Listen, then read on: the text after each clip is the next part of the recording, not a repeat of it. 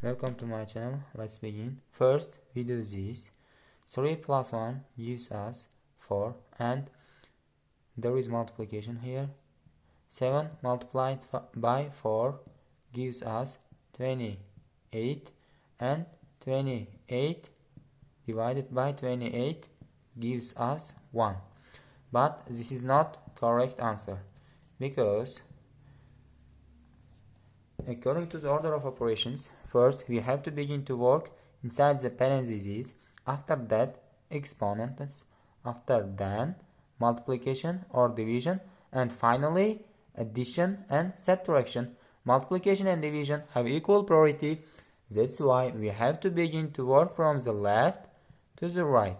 And according to this rule, first we have to work inside the parentheses, and 3 plus 1 gives us 4, and we have to copy the rest part of this problem.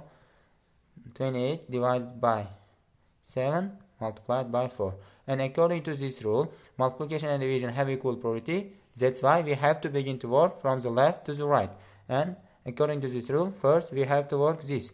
And 28 divided by 7 gives us 4, and times 4. 4 times 4 equals 16. And this is our correct and final answer. We can write this answer here.